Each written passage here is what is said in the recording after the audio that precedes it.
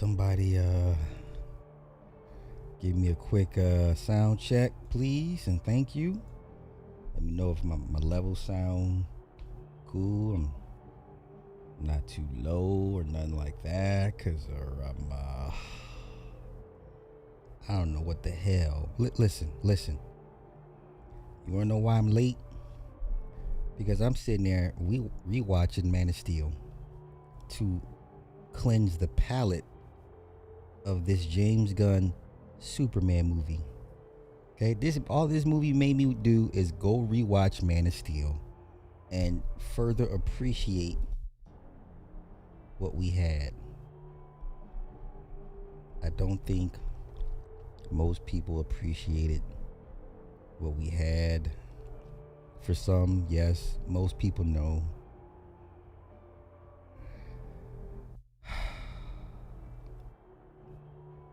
I'm not here to change the minds of those who liked it. If you like it, that's all that matters to you. That's great. All this movie was a reboot of Christopher Reeves's Superman movies.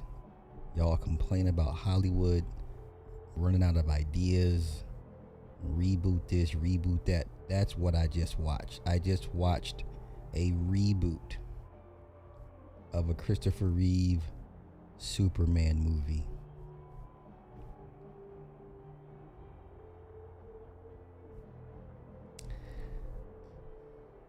This was god awful.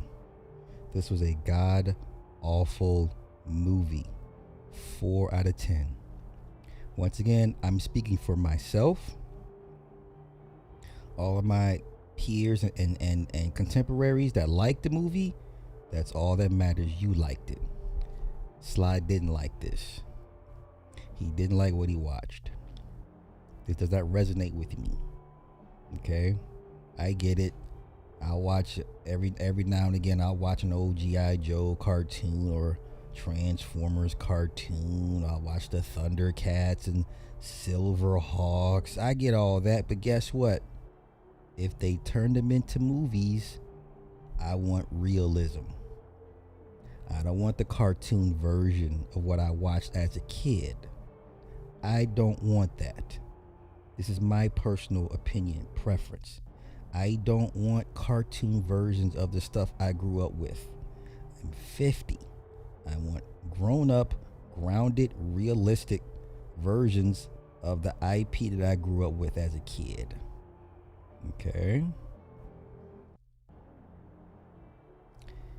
How is it that DC is known for darker, grounded, surrealistic narratives and tones?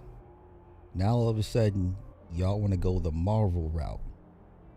Okay. You got a Marvel version of Superman, Guardians of the Metropolis, Superman and Friends. Cool, you got it. I hope y'all enjoy what y'all asked for. Now let me tell you what was better than Superman. This is what I just watched here. The first two Superman movies, Christopher Reeve's Superman 1 and 2, are better than this. Man of Steel, clearly, by far, better than this. I'm going to say even Superman Returns is better than this. Yes. Superman and Lois, better than this. Smallville, better than this. Superman, the animated series, by far better than this. Hell, The Adventures of Superman and Lois with Dean Cain, better than this. Now, there's maybe 3 types of people going into this movie that will like Superman. Either you're a hardcore James Gunn fanatic, either you're a gun fanatic, gun glazer, gun globber, gun jizzer, you know what I'm saying? You're one of those people that gun can do no wrong in your eyes. Cool. Or you're one of these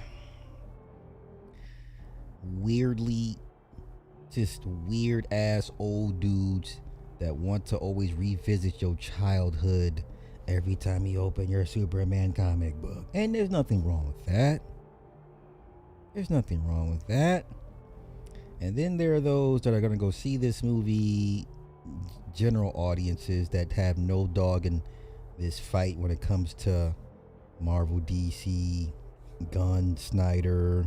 You know, if you're not aware of the situations, whatever the case may be, you're just going in there. So let me tell you what I heard in the movie theater.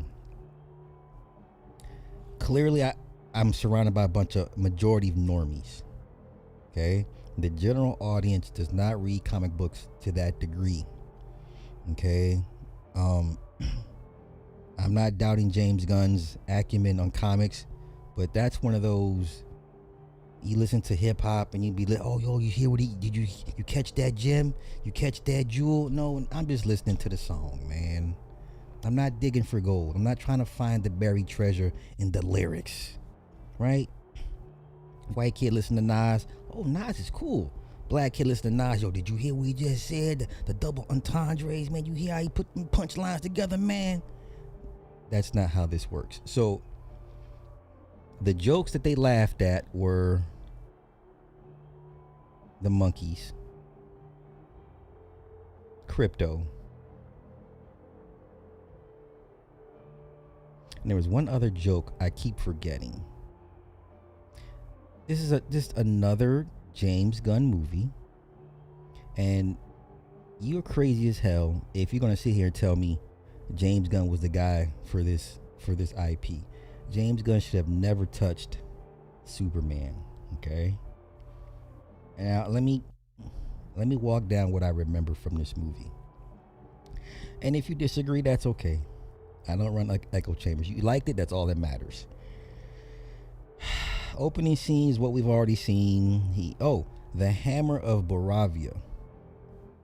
So has anyone heard of the Golem of Prague? But people were saying this is not a political movie. This is very much a political movie because I study signs and symbology. Okay, so the star on the chest of the Hammer of Boravia is a reference to the Prague of Gollum, right? But anywho, first opening act, Superman getting beat up by the hammer. Okay, matter of fact, this is what the Hammer of Boravia was based off of, the Prague of Gollum. Okay, this is some Israel business, but don't listen to me because I don't know what I'm talking about. All right, if you've seen the movie, you know what I'm talking about. You saw the outfit here, the Golem of Prague. Okay, this is the outfit that Ultraman was wearing in the opening act when he beat up Superman. There's a star on his chest. All right, this is Israel business. So yes, this movie is political. Okay, this is why we go surface level with these things. Okay, has anyone mentioned that? Nope. I guarantee it, out of every movie review all y'all watch from everybody, nobody is breaking down, has told you why Ultraman is wearing that big ass this outfit and what the star on his chest means. Okay, they don't make these movies for nothing. All right, they don't make these movies for nothing. So now let's look up, and I don't want to get sidetracked with the knowledge and shit. You know what I'm saying? This is child's play for me, but I just want to give y'all a reference. All right. Okay. All right. Yeah. The Prague of Gollum. Or the Gollum of Prague. Okay. There's no such thing as coincidence. No such thing.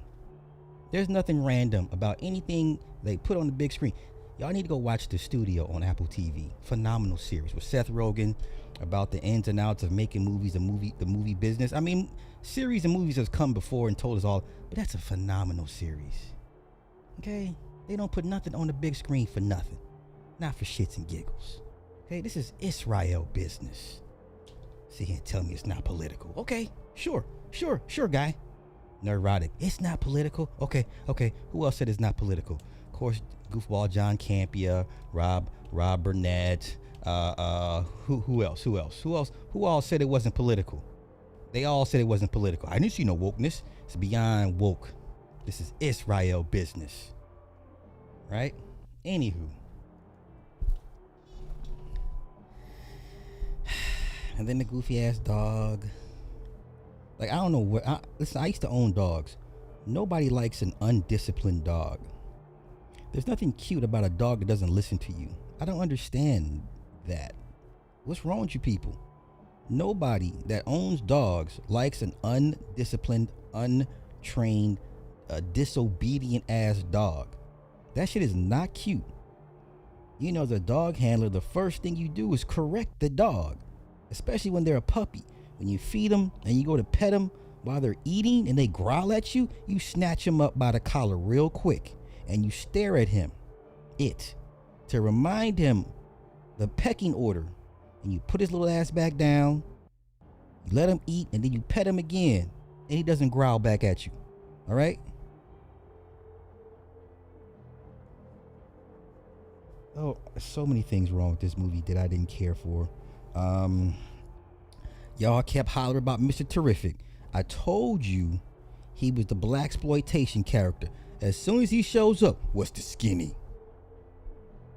What's the skinny?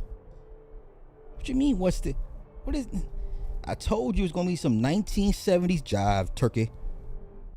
White ass sucker, I'ma get you. So I told y'all, right?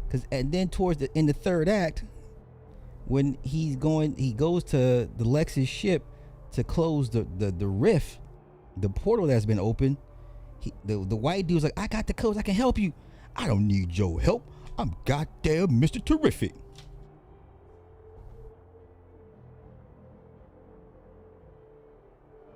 I don't need your help. I'm the goddamn Mr. Terrific. Y'all didn't, no one caught that, huh? I didn't know what I was talking about, huh? Okay. All right. Okay. Sure. Okay. Yeah. Okay. Don't know what I'm talking about. You right. I don't know what he's talking about. I'm only like 108 and 5 in this shit. But and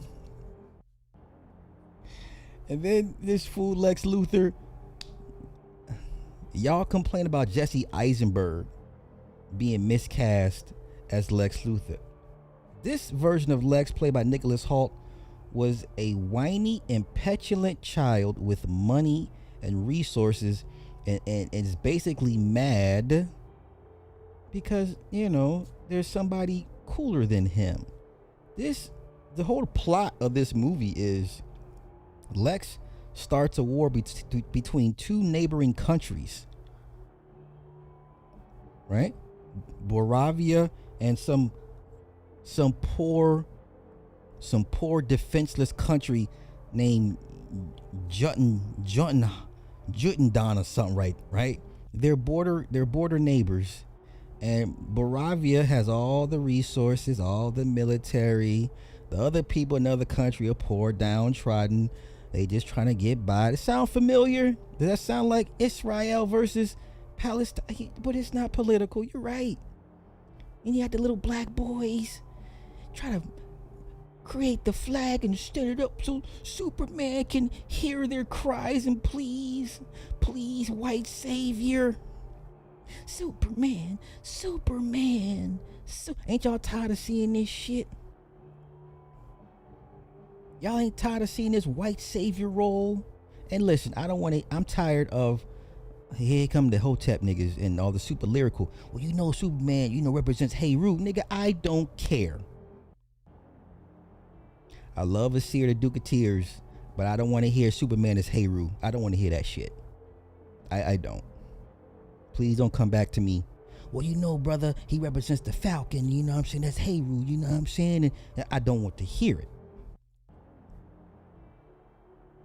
I don't want to hear it. I'm looking at this big ass screen with the majority of these downtrodden ass people, dark complected, brown complected, hooping and Superman, the kids, Superman, Superman. Of course, Superman doesn't show up. The Justice Gang shows up at the end and thwarts the military, right?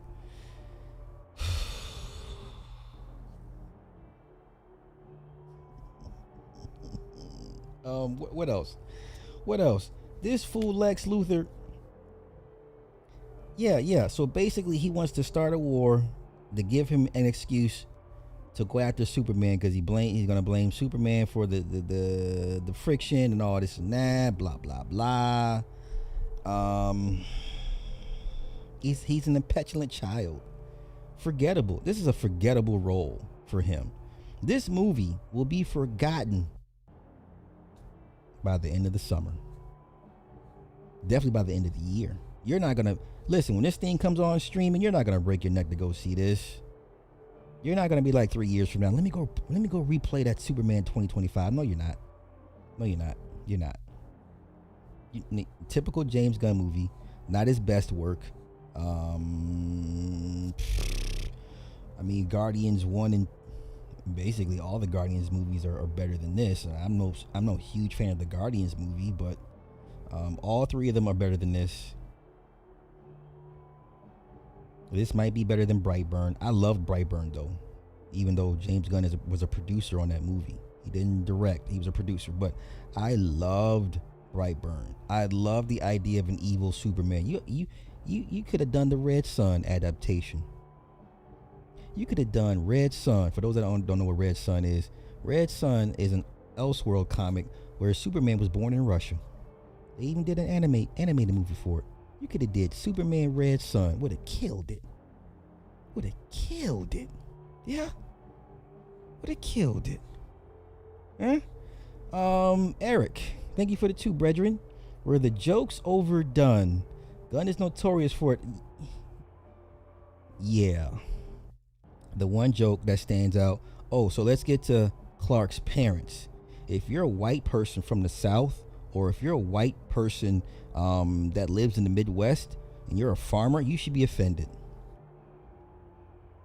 Clark's parents were white trash, white podunk trash farmers that can't speak proper English because the country accent is so thick. So Ma Kent calls Clark, because Clark got his first article published on the front page. She calls Clark on the phone and she's talking to Clark like this. Hey, it's Ma and Pa just wanted to see how you doing because we saw your paper and your story on the front page. She's talking to him over the phone like this. And we just saw your story on the front page. We just want to say congratulations, son, you did good. I shit you not. If you're a white person, and you should be offended. If you're a farmer, you live in the Midwest, you got an accent, right? These people were white podunk trash. Country as fuck. Yeah, trailer park. What's worse than a redneck? They were that. and then after he comes I'm gonna be all over the place with this because I'm not going in order. And then when Pa Kent was talking to him, remember when me and the boys went down to this place and we got burritos. I said, what is a burritos? Oh, he meant burritos. Yeah, and we went to go get some burritos. It's down the way, and still pretty good burritos. They taste pretty good. I'm like, what? Who? So he's trying to give Clark life advice because come to find out, Clark is a goddamn Viltrumite. All my invincible people, you know what a Viltrumite is. They go throughout the galaxy, invading, conquering worlds. They bed all the women to have all the super soldier children fight and replenish the Viltrumite empire. So James Gunn thought it was cool to change Kal-El's backstory and make him a goddamn Viltrumite. Nigga, we already got Invincible. So the message, Lex breaks into the Fortress of Solitude and gets the message from his parents. The first half of the message is like, oh son, we love you, we miss you, you're gonna do great. And then the other half of the message is corrupted. So Lex breaks in, has the engineer chick, the Spanish chick with the cornrows, hack into the system, get the files, and he decodes the message. And the other half of the message reads, let me see, what did he say? The other half of the message reads to Clark about the humans. It says,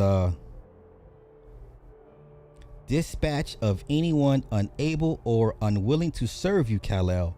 Take as many wives as you can, so your genes and Krypton's might and legacy will live on in this new frontier. This is from his mama and his daddy.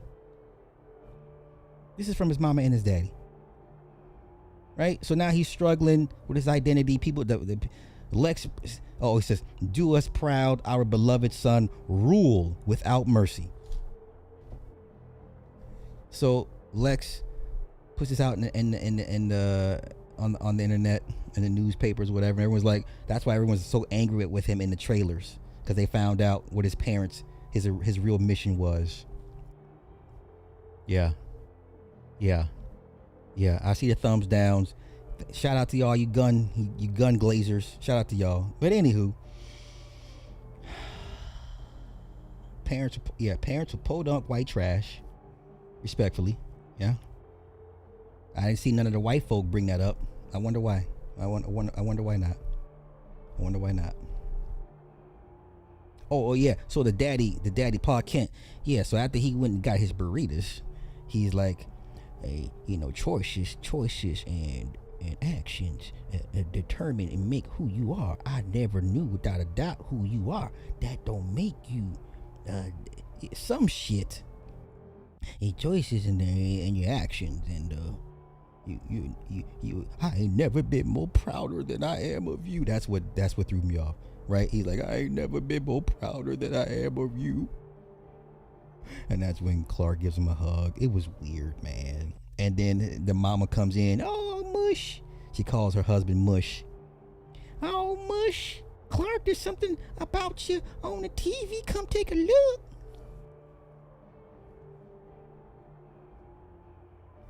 I dare anybody challenge my critique of this movie.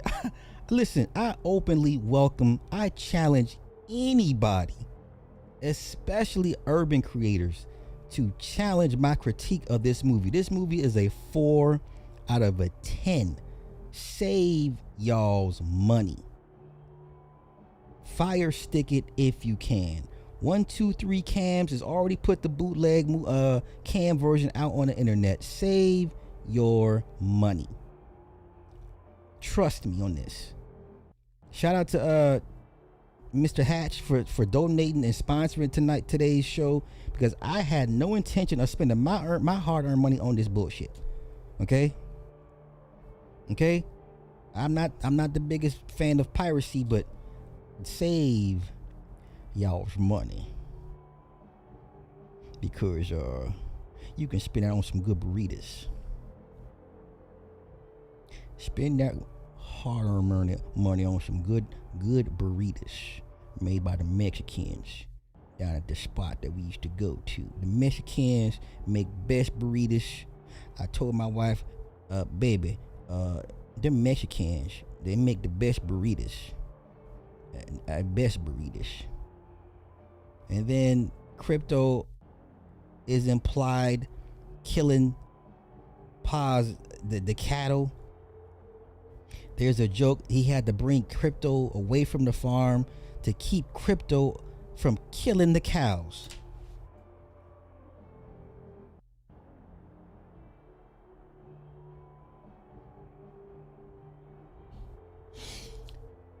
Lex Luthor puts everybody he hates in a pocket dimension. Now, the first time we've seen pocket dimensions introduced into any DC universe was through Peacemaker, a show that y'all not gonna watch, a show that you didn't watch, and a show you're not gonna watch for season 2 either. But anywho, he makes a cameo in it, right? Talking about Superman, whatever. He puts all the people that he can't stand, or people that whatever, in the pocket dimension, ex-girlfriends, whoever the case. He got Metamorpho up in there. The one scene that threw me off, which I was like, oh, he had the Arab, the Arab guy or Indian or Arab, one of the two, that helped Superman out the first time, right, when he's getting his ass whooped by the Hammer, right? He playing Russian roulette with him in front of Clark. He said in front of Clark, he's like, listen, you tell me whoever's helping you, and I'll save this man's life, right? And he's playing Russian roulette with the guy, and on the second try, he shoots the guy in the head. I was like, oh, I didn't see that coming. So Lex killed an innocent victim in the pocket dimension.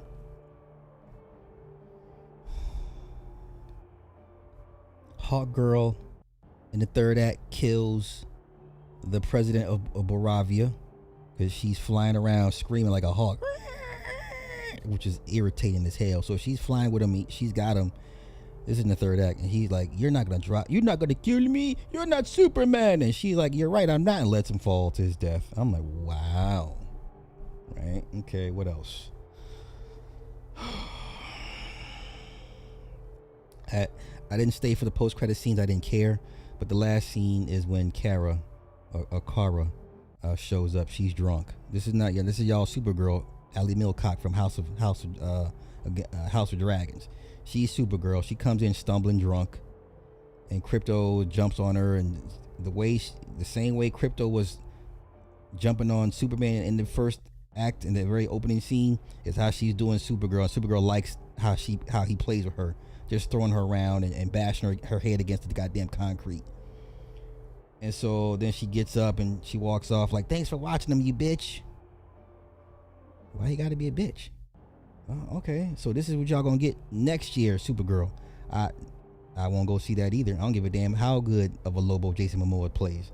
Okay, so then the fight between Ultraman and Superman. Ultraman is so stupid that Lex and his control council with his team has to tell them whatever moves Ultraman has to do. Like B16, C64, L9, and be these different moves because he's already studied Superman for so long. He knows his fighting style, so he's programmed Ultraman to counter Superman's fighting style, whatever. So in that third act, and that last fight they had, Krypto destroys all the drones, so Lex can't see the fight. And then without being programmed to fight, Ultraman's pretty much useless. He gets thrown into the black hole. He's not dead. I mean, you can make an inference that he ended up might being Bizarro because he said he's so stupid, right? But they also infer that he's actually stronger than this Superman. I don't know what y'all want to see. I don't want to see a weak Superman. What is wrong with y'all? Why you want to watch a depowered Superman? He gets beat up by everybody, right? He gets beat up by everybody. I mean, technically, he got beat up by Ultraman 3 times. First time impersonating the Hammer of Boravia to set up the conflict, right? The fake conflict. Wink, wink. And the kaiju scene was stupid. Why is the little girl in the air? You got a, 300-foot tall monster. It's the trailer shot y'all all seen when he runs to cover her head and damn near breaks her neck in the slow-mo shot. Bitch, why are you out here and stumbling and bumbling around with a kaiju around here? Why? And then Lois Lane, played by Rachel Brosnahan. I thought it was a fairly decent adaptation of her. Aggressive, no nonsense. She doesn't trust people. She questions everything. There's this dynamic between her and Clark. Clark is trusting of everybody. She doesn't trust anybody, and she's like, I'm not good in relationships. So they're trying to find their way in as a couple, whatever. The one scene when we got that first concept art of him putting on his boots, so he goes to her penthouse after the information of his parents has been released. And in the background, you see the Justice Gang fighting an interdimensional imp. And they're just sitting there drinking cocoa while they're fighting. She's like, aren't you going to go help them? He's like, oh, that's an interdimensional imp. They got it. They don't need my help. and you can see Green Lantern make a baseball bat construct. He's just hitting hitting the imp over the head in the background. That is funny to me. That's funny as hell to me, because this whole time this is serious conversation, and you got them three in the background fighting this one-eyed tentacle thing. It was funny as hell. That was fun, because I'm like, the contrast. All right, let me do this before I keep going. Was she better than Amy Adams? Very good question. If you're looking for the standard Lois, if you're talking Superman animated series Lois, yes. She was more closer to the adaptation of what you expect from a Lois from the comics and from the TV show, yes. So in that regard, she was better than Amy Adams. Matter of fact, let me go through y'all's comments before I get too far gone. No, I did not. No, I did not. Not at all. Once again, I was sponsored to go watch this. I wasn't no way in hell I was going to spend my hard-earned money on this. Right? Half empty. Okay. Here you got something. Listen, I'm sitting there. Listen, I had to come home and watch Man of Steel. You liked it? That's all that matters. That's great. Awesome. But it was trash. Okay? It was trash. It was trash. Hey, yes. Hey, Joey, go. And tell me what y'all and what your thoughts. I'm just giving y'all my thoughts and my opinions, all right? I like my stuff serious. That's why I'm a DC fan. Listen, nobody was complaining when Nolan was running Batman. I'd never heard anybody say, man, Batman's too grounded. It's too real. I've never heard, even those early Batman movies with even with Tim Burton, Michael Keaton, you know what I'm saying? It was kind of campy, but still dark, right? The George Clooney thing was a straight comedy, but all throughout the history of film, DC has always been serious. Why you want a comic book version of Superman is beyond me. That's why, even though y'all don't want to agree, the Batman still worked with Robert Pattinson. I like the Batman. I thought it was too long. I thought the third act was kind of weak, but I liked this Batman. I like Batfleck, Ben Affleck. I like real, grounded, like, if there's a motherfucker out here, the billionaire with money and tech, this is what he's doing. And this is how it would look like. Okay? Why for the life of me y'all want a comic book version of a light, airy, playful Superman is beyond me. That's why this shit ain't working now. It's out of date, out of touch. This is why I hate to say it. No, I'm not hating to say it, but this is why Man of Steel still gets watched. This is why motherfuckers go back and still watch Man of Steel, be like, damn, if that shit was real. Could you imagine what it would, you know what I'm saying? That's why people still go back and watch Man of Steel, because it is so grounded. It's so just more realistic than anything, you know what I'm saying? Like Christopher Reeve, Superman's like escapism. Like, okay, let me see some fantasy shit. Let me put on some fantasy. Oh, okay. Oh, awesome. Now let me get some realism, and I'll pop on Man of Steel. Okay? Hell, even Superman Returns wasn't fantasy. It wasn't comic booky. It was still grounded, right? Let me see what else. I'm not saying don't watch it. I'm just saying don't spend your money to watch it. There's other ways. Girl, listen.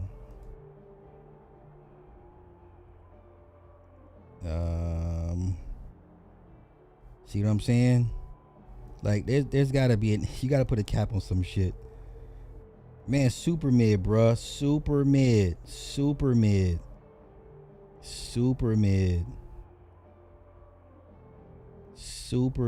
It's a James Gunn movie, y'all. What do you expect?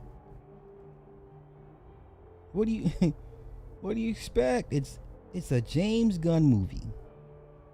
Through and through. I'm just getting to y'all comments, man. I don't want anybody to feel like no, I'm not leaving you guys out or whatever. So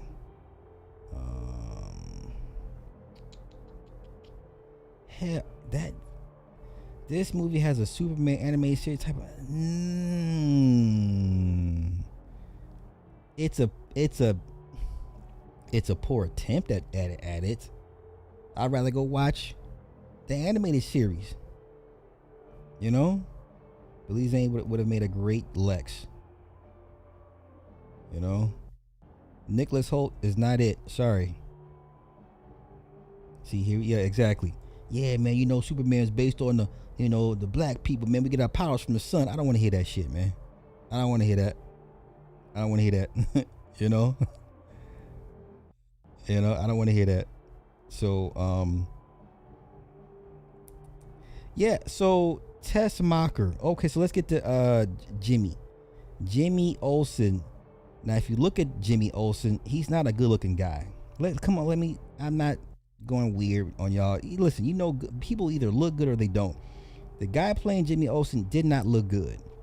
He's not a good-looking guy. So now you're asking me to suspend disbelief, and he's a woman magnet. Like, women are just fawning over this dude. Like, he's at his desk, and there's a black and a white chick like, "Hi, Jimmy," and he's like, "Hey," and like, "Oh my God, he spoke to me." Like, what? He's a little scrawny dude. So then Lex's girlfriend is Eve Tessmacher. Eve Tessmacher used to date Jimmy. They broke up. And so they were looking when Superman got kidnapped and put into the pocket dimension. Lois was like, "Hey, we gotta find Superman. We gotta break him out. We gotta find him. And Jimmy's like, "I may know somebody." So then Eve is texting him, secretly, because Lex is always controlling this woman and she can't really go anywhere because he's got cameras everywhere.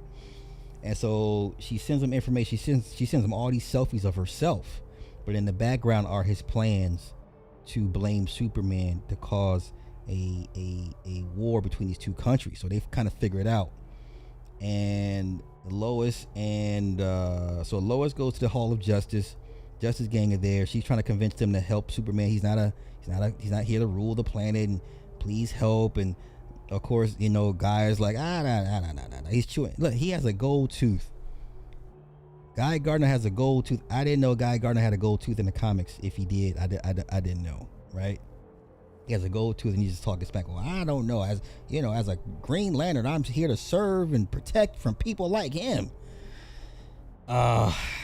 So they all rebuff. She's leaving. That's when Mr. Terrific is like, "Come on, I'm gonna come help you with your boyfriend." So then they're in the vehicle. They're in the flying saucer, and she's just talking about, "Well, how'd you know we were?" And I was gonna break up with him. And he's like, "I'm devoid of emotion." And she's like, "Oh, okay." Because he's breaking down her whole history with Superman, and he's like, "I'm devoid of all emotion." This nigga is like Jim Brown. I'm sorry.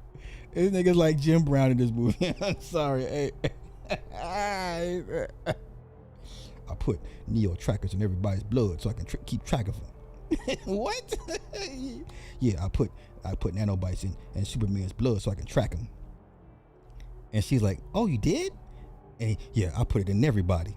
And everybody's looking at them looking at themselves like, so there's nanobot trackers in my body. It's like Superman has a contingency plan for everybody, right? That shit was okay. They break him out. I don't know, man. I'm just going to y'all comments, man. I'm just going through y'all comments. Yeah, Jor-El played by Bradley Cooper.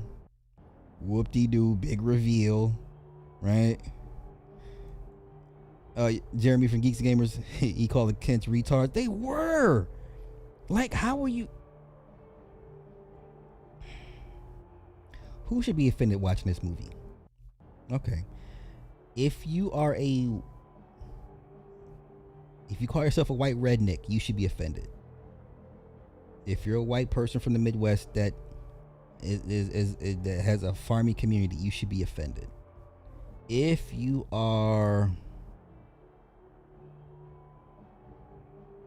an urban person, you should be slightly offended, because once again, I challenge anybody to debate me on why Mr. Terrific is not a blaxploitation character. Everybody is like, "Oh, he's so cool." You know why he's cool? Because everybody else's character sucks. Mr. Terrific's character is cool because everybody else's characters suck. Listen, I promise you, the whole time I'm waiting to hear him say, "You jive turkey." I was waiting for it. I was like, please say jive turkey one time. Please.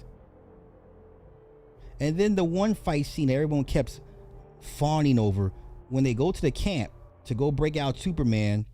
So Lex has this group called Planet Watch. He goes to the Department of Defense and says, "Hey, I got a cyber enhanced human, the engineer. I got Ultraman, and I got these Raptors, right? These guys in flying suits, like the Iron Man army, right?" He's like, I got this. I could use to keep our planet safe from guys like Superman. The Department of Defense is like, we don't know. That's still kind of sketchy. So when Mr. Terrific and Lois go to the camp to actually go to the pocket dimension of this is the fight in the desert, right? And then so all of a sudden the Raptors come out, and then it's Mr. Terrific versus 50 people, 50 guys. He puts her in a force field, and you had the typical James Gunn hallway shot. The camera just spins, and you see all the fighting, all the action, and it just spins from her point of view, and all around her is just all this chaos and him just beating up everybody with the T-spheres and this and that, and just all typical Guardians of the Galaxy hallway scene that you've seen before. Nothing new. People kept saying, "Oh, that scene was so awesome." Really? Was it? We seen this before. Typical James Gunn. So after he beats up all the Raptors and all the workers, he drops the force field, and they go to the pocket dimension to go free Superman. And then the thing with the little baby Metamorpho, he frees the baby Metamorpho after Metamorpho agrees to not use kryptonite on him. Then there's some speech that Superman gives to Lex. What makes me human is I get scared, and I try to do the right thing, and sometimes I mess up, but I'm hopeful. But that makes me human. If you're a nostalgia buff for Christopher Reeve, this movie's right up your alley. You're going to love this movie. The suit looked trash. I don't care what none of y'all say. If you're a Christopher Reeve nut job, respectfully, and you're looking for that feel good moment, this movie is for you. If you're a general normie that just doesn't know what good cinema is, this is probably for you. But if you got some sense about yourself, this movie's not for you. Okay, this movie's not for you. I want movies to make me think. I like when I'm challenged by the story. Okay, this is a movie for not teenagers, but preteens.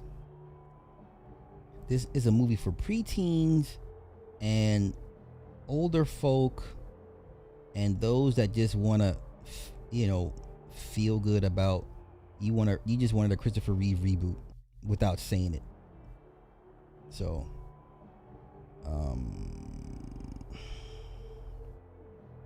then the whole thing about him being an immigrant. Superman is a refugee. I wouldn't call Superman an immigrant, right? I don't know what a refugee is somebody escaping a place of danger. Krypton was a dangerous place. He had to leave. That's a refugee. An immigrant makes a choice. Well, where country do we want to flee to? Well, we have a couple choices. Superman didn't have a choice. He's a refugee, not an immigrant. That's my take on it. That's how I see it, right? Okay, let me get caught up in y'all comments. Once again, this is my opinion only. Now, what's funny is, I'm starting to see everybody that was hooping and hollering about the direction, right? They were happy that, let's take Angry Joe. Angry Joe at first made literally a 30-minute rant, damn near crying about how they screwed over Henry Cavill, right? So 1 year he's upset in tears about them firing Henry Cavill. And then the next year, he's super excited about this new reboot. And now all of a sudden, he's like, it wasn't as good as I thought. So at the end of the day, it wasn't worth it to reboot. You should have stuck with what you had. You should have gave us MOS 2 and let Zack finish it, the Justice League story. This was not worth the reboot. Sorry. This movie will not outgross Man of Steel. Matter of fact, I'm not even using inflation numbers. Everyone keeps using inflation numbers as the baseline for this movie to be successful. I'm not even using inflation numbers. I don't think this movie beats MOS baseline pre-inflation numbers. Do you understand? Pre-inflation numbers is 670 million globally. Inflation numbers, $972 million. This movie will not outgross Man of Steel's baseline numbers. It will not make 670. It will not. It will not. It will not. Matter of fact, I'll take anybody's wager on that. Right? I'll take anybody's wager on that. Let me see. Look at y'all comments.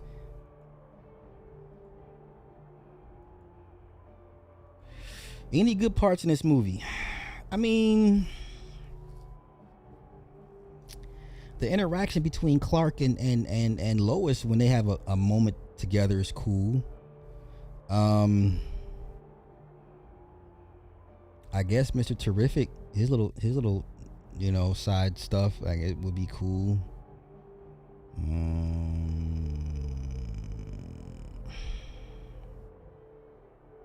I'm sorry, y'all. I'm trying to find parts of this movie to justify y'all going out to spend y'all money. You're not going to be happy. I'm telling you right now.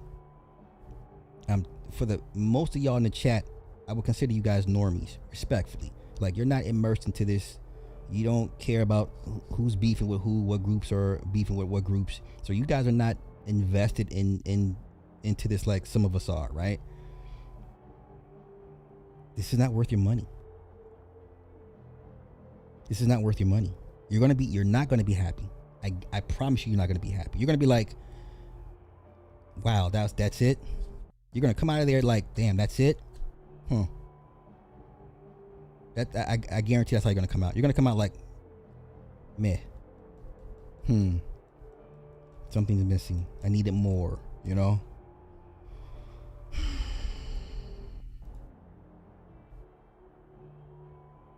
I'm telling you, Iron 5, bruh. I was just sitting there waiting for him to say, "You jive, turkey sucker. Get out of my face, you sucker." You know what I'm saying? This movie is largely forgettable, man. No, the clowny one was George Clooney and Robin. Remember, they brought in Robin. Michael Keaton's Batman was serious. So was Val Kilmer's. But George Clooney, it had the nipples on the suit, and then they had young boy, I forget his name now, but he was the Robin. It was widely panned. It was widely panned by a lot of people, you know. Man, I still watch the listen, I still watch Man of Steel trailer. I still watch the Batman trailer. Listen, when the Penguin's Jaguar flips over, when it's that street level shot. Oh, you know what? Come on, man. Let's go look, man. Like that trailer still gives me chills. Like the last 20 seconds of the Batman trailer gives me effing chills. The Man of Steel trailer still gives me chills because it was serious. Ain't nobody getting no damn thrill, no chills and thrills off that Superman. Man, get the fuck out. Hold on, let me find that. It's just the one last 10 seconds of the trailer when Superman's walking up to the Penguin's car, man, in slow motion, and that shit's upside down. I was like, oh my god, and the music is playing. I was like, oh my god, this Batman's going to whoop somebody's ass. Hey, remember, the best part of the Batman movie to me, I'm talking about Robert Pattinson, is when they had to shoot out at the pier. Catwoman's there. right? And Penguin's like, "You trying to get my money? You trying to get my money?" Shooting at everybody, and then Batman disappears, man. And then you hear the turbines start up on the Batmobile.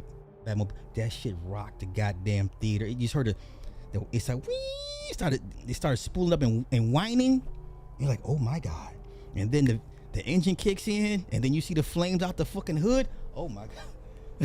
that shit was crazy. We're like, oh my god, the Batmobile. Wait. That's you think this movie's gonna make as much money as the Batman? And people were calling the Batman mid. I remember that, right? Because they said they were calling it mid because it only made $700 million. Normally, because people are still used to Nolan's Batman's making $1 billion or whatever, and they were like, man, it's cool, but it only made $700 million. And I was like, it's a new Batman. I thought it was a tad bit too long, and that third act was a bit too much for me. But wait, let me find it, man.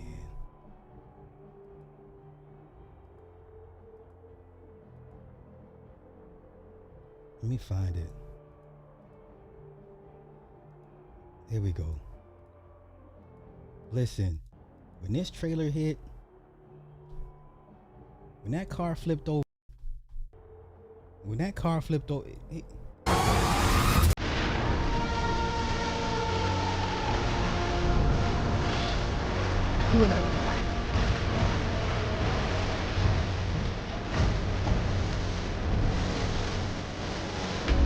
man, that shit hit, man. That shit, I was sold. I was like, I'm there. Listen, how is it you want a realistic Batman, but you want a comic book version of Superman? That makes no sense. And then y'all want James Gunn to do a world's finest? Y'all want him? Listen, I don't think Matt Reeves. I think part of why Matt Reeves held on to that script for so long is because he wanted to see how Superman's going to do. Like, he just turned it in a couple weeks ago. This is not going to do well. And Matt Reeves is going to be like, nope, you can't have my Batman because your Superman can't even make no real money. If Matt Reeves is smart, protect your Batman. Protect your Batman. Where's the other part? When the shit started up.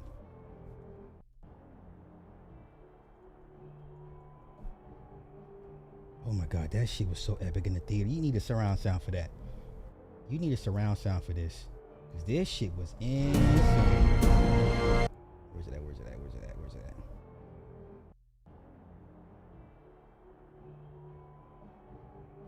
Shoot. Comic book Superman. While Batman over here in the real world is still outselling. It makes no sense to me. Y'all make no sense. For all y'all that want this merger to happen, why? How? Right? I'm so behind y'all comments. I'm so sorry. Please forgive me, y'all. Please forgive me.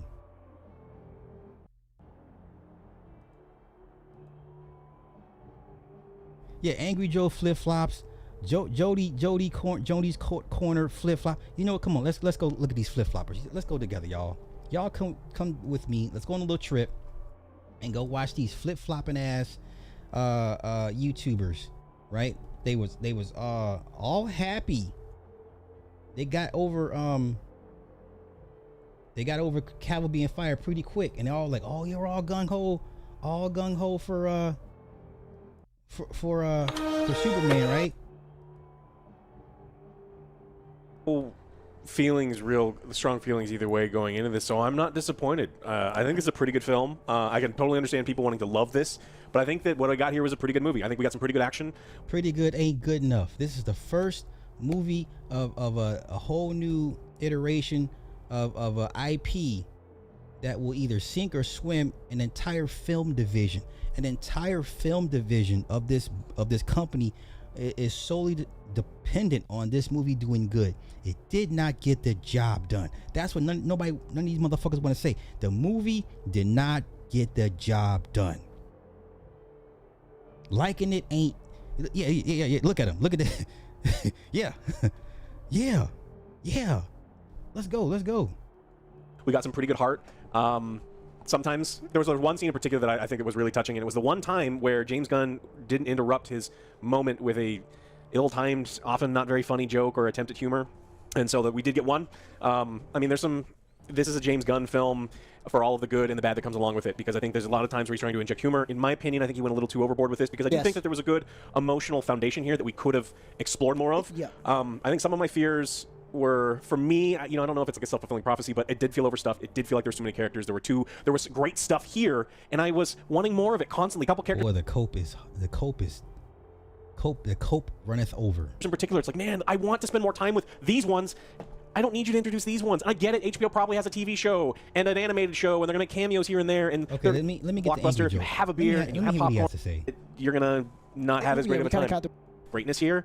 But we spent a lot of time way below. We did. For me, the best thing was David and Rachel. They had good chemistry, and that's what I wanted more of. We got, what, 5 minutes? Yes, and that is what was real. really. I want to hear the very first movie. It's like more. Yeah, it's exactly that as I formulate my thoughts. Guys, I'm shook. I'm shook. I don't know how to feel. I'm going to be honest. We literally just saw this. Yeah. And I am of two minds right now. I have a critic brain and I have a fan brain. Obviously, my fan brain and my fanboyism for the character of Superman, I liked it. I had fun. But also my critic brain, there's... I ain't gonna lie. This was the best shot of the movie. Right here. Wait. Right here. When, oh, damn it. This here. So, when Lex opened a portal, a dimensional rift, because he's playing with pocket holes, and Mr. Terrific's like, this is why you don't play with pocket holes. This is why you don't create dimensions. Okay. And it's splitting the city in half. And the buildings start collapsing like dominoes. And he flies in at the very last minute because this lady's car stalls and the building's about to fall on top of her. And he catches the building and she gets her car started and she drives away and the building falls. And this cloud of smoke, right, plumes up and she's driving looking back and he comes out the clouds. I was like, that's a dope shot. Like the clouds kind of dissipate around him and you just see him floating in there. This was a cool ass shot. Few and far between, but I ain't gonna front. That was a hard shot of him just in the debris smoke while she's driving away and he just, he's in the front and center. But anywho, let me get to this cope. Also, my critic brain, there's so many red flags going off. There's so many missed opportunities that, I don't want to gush and start ranting because you're going to think that I hate the film and I don't hate the film. I love Superman, and perhaps I love Superman too much because I want him to succeed at the highest level. And when you see him executed in this particular way, this is a new Superman. Let me talk good things. This is a new Superman done in a new way that we've not seen on screen before, okay? This is a comic Superman. This is a vulnerable Superman. This is a human Superman. This is a Superman that feels, that gets his ass kicked all the time. You didn't get all that with Man of Steel? Minus the ass whooping. Listen, I don't want to see Superman get beat up by nobody that's not stronger than him or nobody less than him. Okay? I don't want to see Superman get beat up by anybody lesser than him. Also the numbers. They play with the numbers in y'all faces. So in the beginning of opening credits, it was 300 years ago, metahumans show up. 30 years ago, Superman comes to the planet, and then 3 years ago Superman is the strongest metahuman in the world, and then 30 minutes ago he took his he lost his first fight. So they start playing with the threes in your faces in the very beginning of the opening title card of the crawl. So you see a bunch of threes in the beginning. Okay, but let's continue with this quote. This is a Superman that has those human feelings, but the problems are when you do that, you have to balance that out with badass moments. You have to balance that out with great action. You have to actually have those moments have feeling. And unfortunately, all of the moments where I was supposed to be feeling something, sometimes it was there because of my love of the character, but it wasn't at the level that I thought it would be. And James Gunn makes personal choices. James Gunn a long time ago said, I don't want to do Superman. And then he said, I will do Superman. I found an in. I found, how I want to do it. And do I think it's a good start to the DCU? Yes. But as a Superman film... No, ain't no buts. Either it is or it isn't. There is no but. Listen, let me pull this back on myself real quick. To all you hypocrites out here, all you comic book hypocrites, all of you, black, white, Asian, Indian, I don't give a damn. If Zack Snyder had made this movie,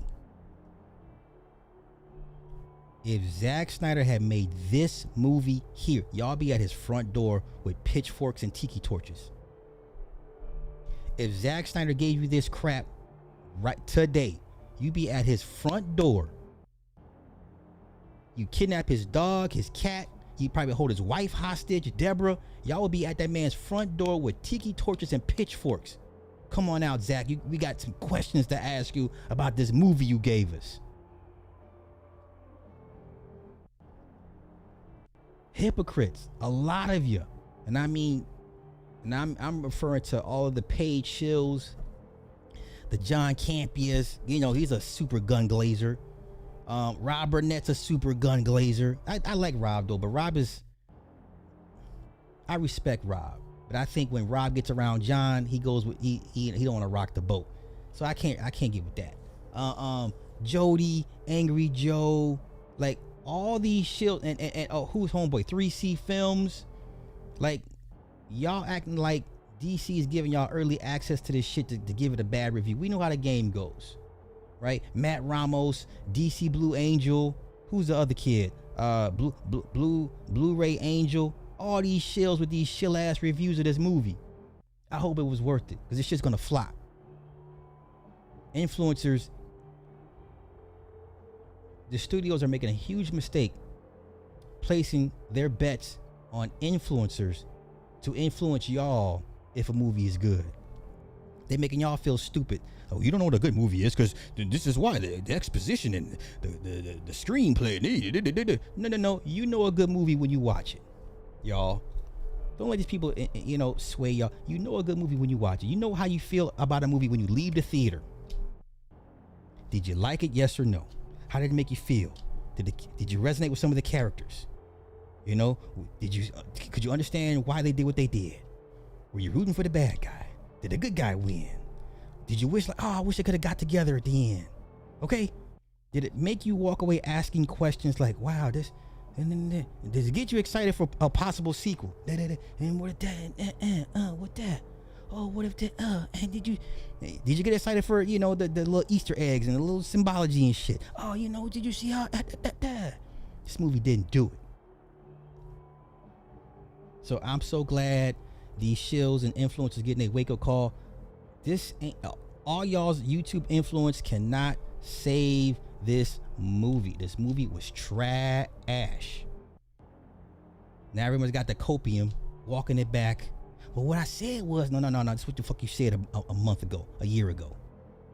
It's the same. Look, listen. Remember, this man was on the verge of tears when they let Cavill go. Why don't want no money? Wait, let me go find. Let's go find it. Let me pull it back up again. Remember how angry this man was. Look, we're gonna go all over a few of these content creators. Then walking it back. You don't like money? You don't want my money? Remember this now. Let me go find it. Oh shit, that's wrong, dude. Angry Joe. That's his name. My bad. Why? I remember that rant because I felt that rant because I felt he was, speaking for me as well. Like, yeah, I agree, bro. They don't want my money. I'm like, you don't want my money? Oh, let me find it. Angry Joe. It was an epic rant. Do you understand? It was an epic rant. This was 2 years ago. James, but if this was 2 years ago, okay? I gotta let this play out for context. I gotta let it play out. Y'all ready? Let's go. No! Why? Why? Why, goddammit? What the f? Why'd you show me the f***ing thing if I can't have it? Y'all remember this now? If I couldn't have it. The incredibly bad fucking news has just broke an hour ago. Holy shit. No! Why? Why? I don't know why. Nobody gives a shit about a Superman origin story. Nobody gives a shit. We've already had a young Superman. It's time to see Superman at his best, at their power level. Go up against Mongol, go up against Lobo, go up against motherfucking... That's why I didn't like the idea of a depowered Superman, and neither will you, okay? There's nobody on planet Earth that should be able to hang with Superman. You're gonna need some kryptonite. Outside of kryptonite, there's nobody on planet Earth that should be able to hang and bang with Superman. I don't give a fuck who they are. I don't want to depower Superman. Like, from start to finish, he got his ass whooped, and Crypto had to save him. Lois and Mr. Terrific had to save him. Like, I can't remember one time he saved himself. He didn't kill the kaiju. Mr. Terrific did that. Put the T-spears in the monster's mouth, went to his stomach, and they exploded and blew up his stomach and killed the kaiju. Superman didn't do that. Superman didn't kill Ultraman. He just put him in a black hole. So you can assert that he may end up becoming a Bizarro.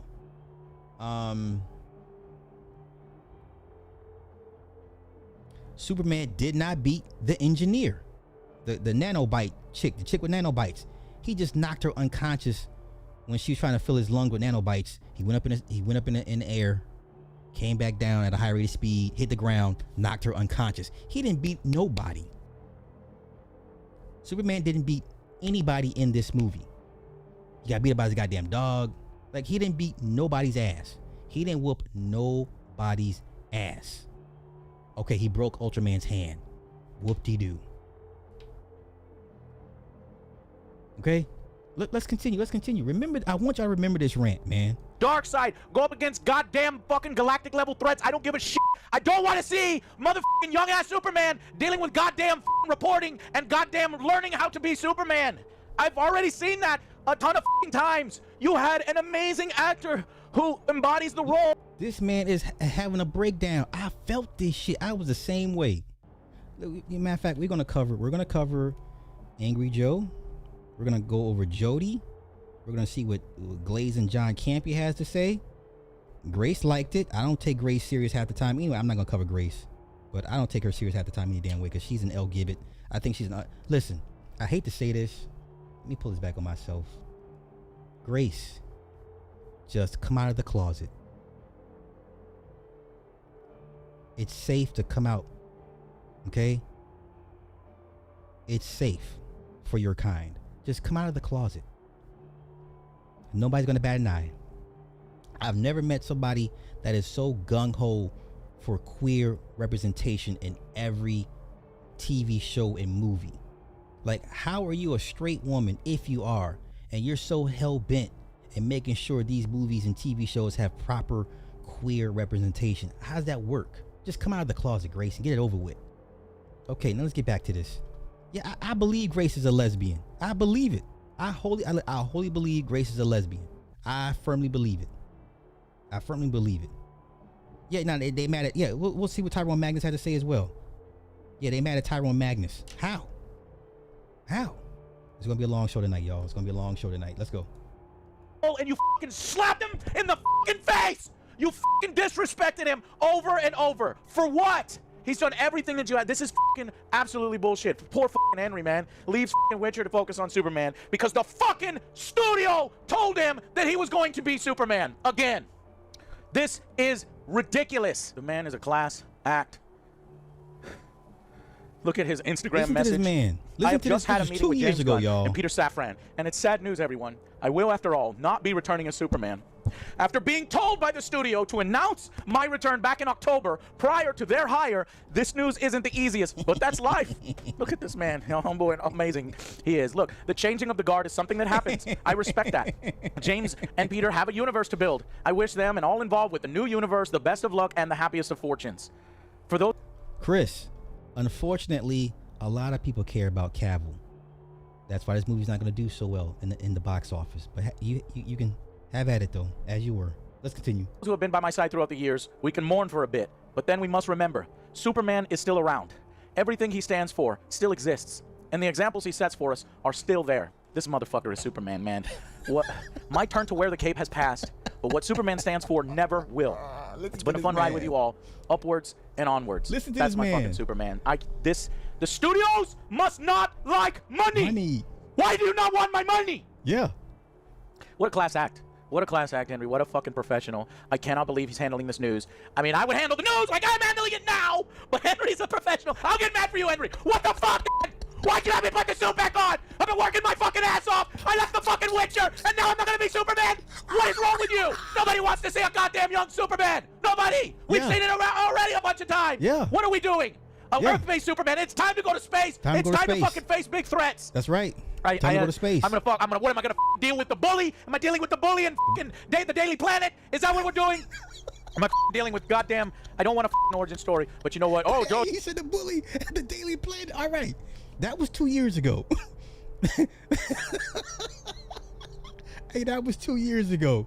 Now, this is what we come to now.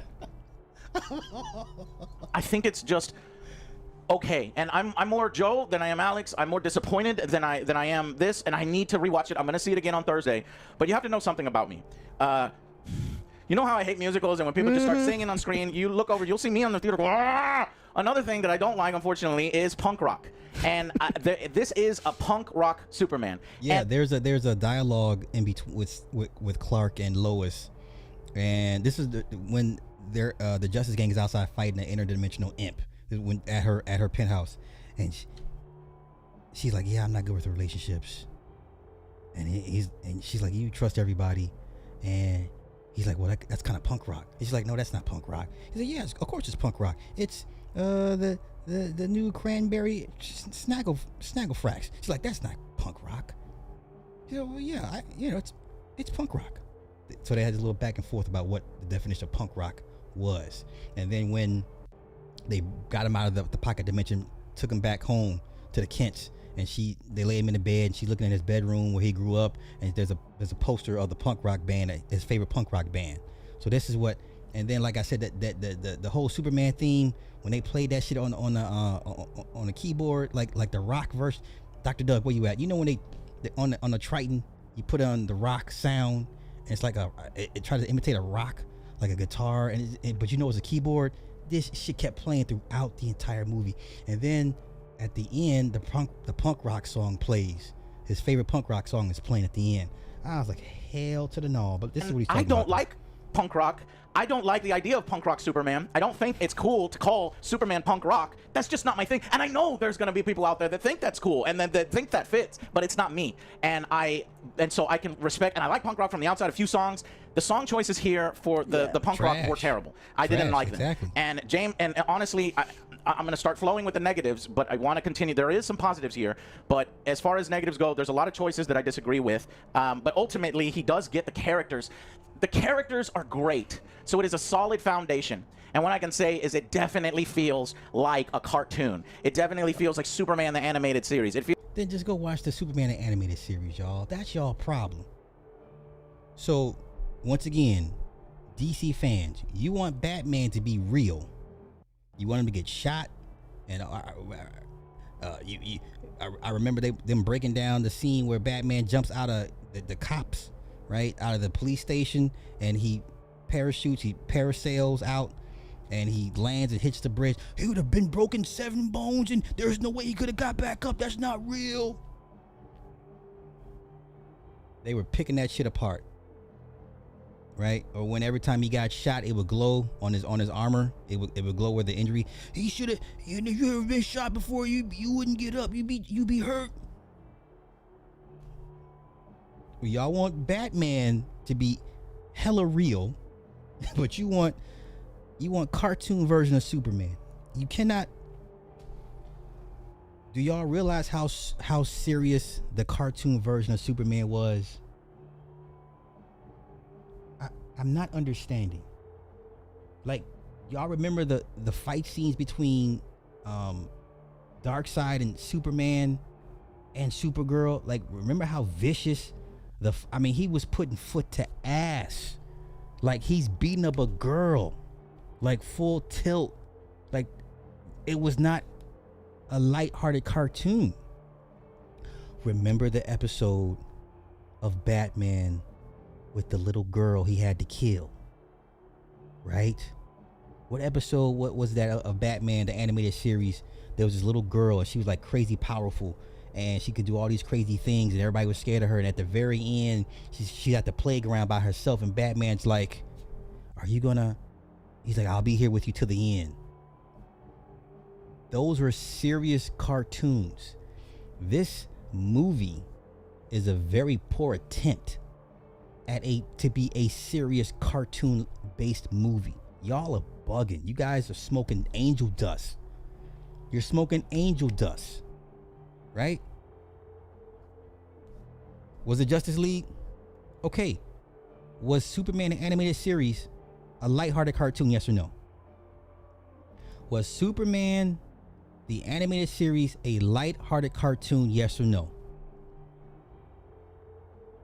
Was it lighthearted, yes or no?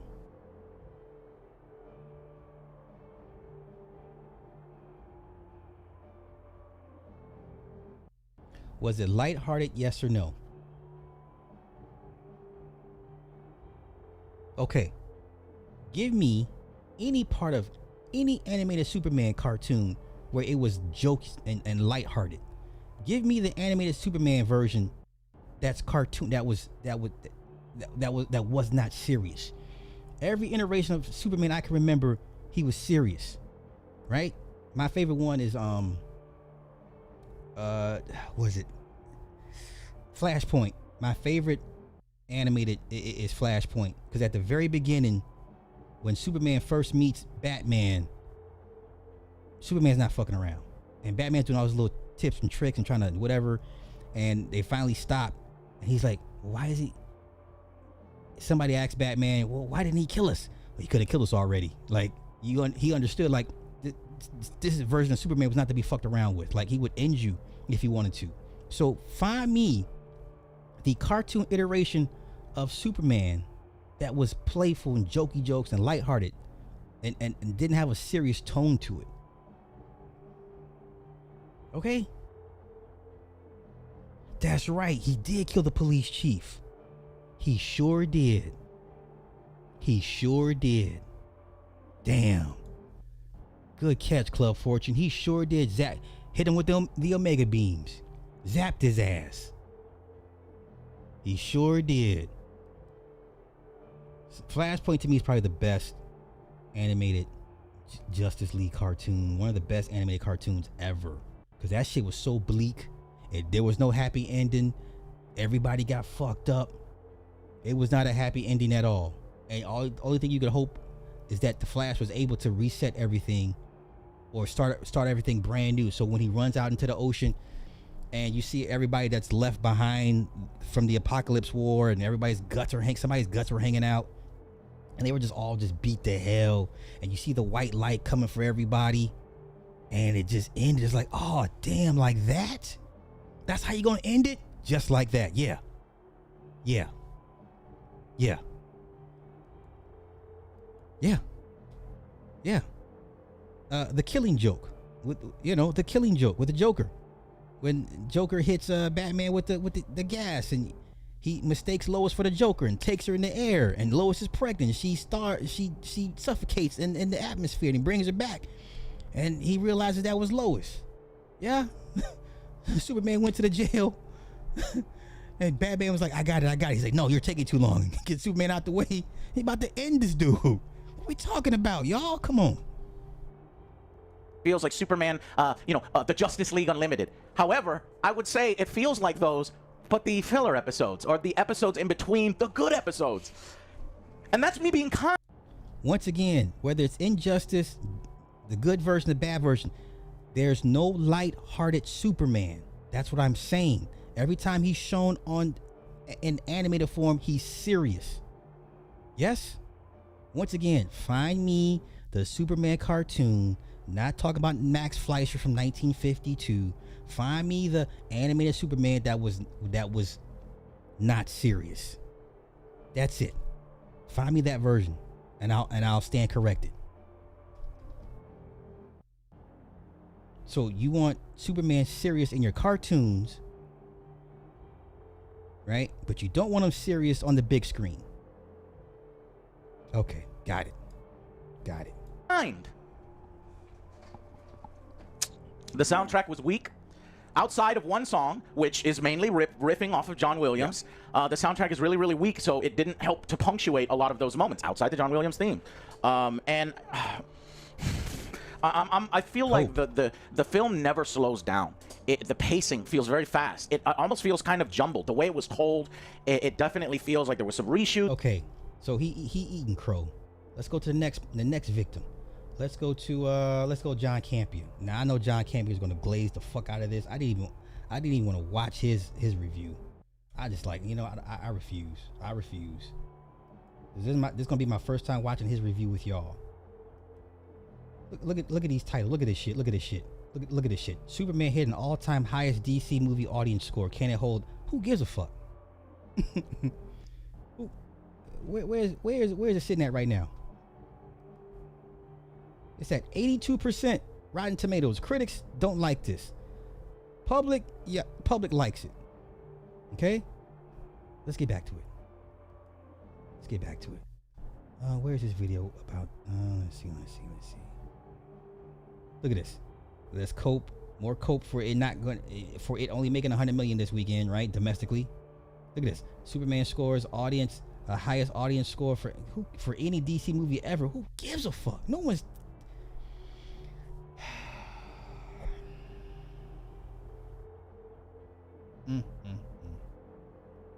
Where is it?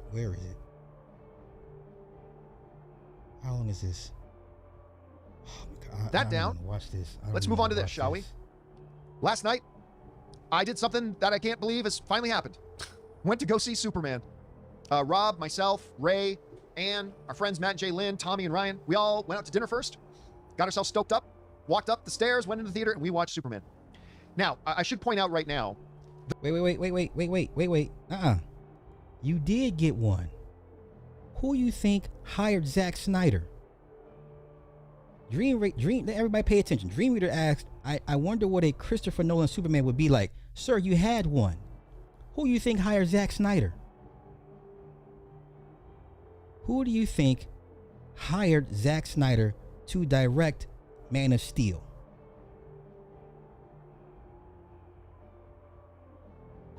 Who do you think Christopher Nolan brought in to oversee the direction of the DCEU under his advisement? What you talking about? You had that. It's called Man of Steel. Jonathan Nolan wrote on it. Chris Terrio wrote on it. David Goyer wrote on it. All under the tutelage of Christopher Nolan. What you talking about? You had that. What you mean? The people have spoken. I put this out on social media. We'll bring it up right here. As of right now, 85%, which I believe is a number you called out yesterday, Rob. I predicted 82%. You predicted 85. Settle down, yeah. And here we are at 85. So the critic score is 85%. The audience, the verified audience score, 96%. You know what's funny? I was just talking on the show yesterday. We were talking about audience scores, and I said, I never really pay much attention to even Rotten Tomatoes audience score unless... Okay, ask me how much does Warner Brothers own Rotten Tomatoes? Ask me the percentage. Does anybody know how much percentage does Warner Brothers owns for Rotten Tomatoes? Does anybody know? Did you even know that Warner Brothers was a partial owner of Rotten Tomatoes? Were you aware of that? Yes or no? Okay, so when it's movies, see, and that's why you can't really go by numbers. So when critics hate a movie but the audiences love it, it's okay. But when the critics love a movie and audiences hate it, then that's not okay. So which one is it? Right? Yeah, listen. And I liked Thunderbolts. I liked it. I liked Thunderbolts. Right? They own 25% of Rotten Tomatoes. Warner Brothers owns 25% of Rotten Tomatoes. Let's continue to watch the glazing. It's below 60. I start getting a little concerned if it's below 60. But I don't really get impressed or take note unless it's over 90. Because I won't go into the whole thing again, but I don't really take notice unless it drops below 60 or goes over 90. This thing's at 96% right now. With well over 1,000 fans who went to go see the screenings last night, registering their votes, saying they like it. People like Superman. It just is what it is. There are going to be some people... Okay, I don't know what bubble John lives in. All you got to do is go on Twitter. And y'all tell me. Go on Twitter. It's split down the middle. Literally split. But come on, John. Let's Yeah. But they're Let's trying keep to the paint the glazing narrative going. that it's divisive. It's not divisive. Clearly, like any movie, there are going to be people that do like it and don't. There's going to be some people that don't like it. Movies are art. Art is subjective. It's hits us all in different ways. There are going. This movie is highly divisive. Matter of fact, okay, wait. Let me find. Let me go here. Let me go here. Wait.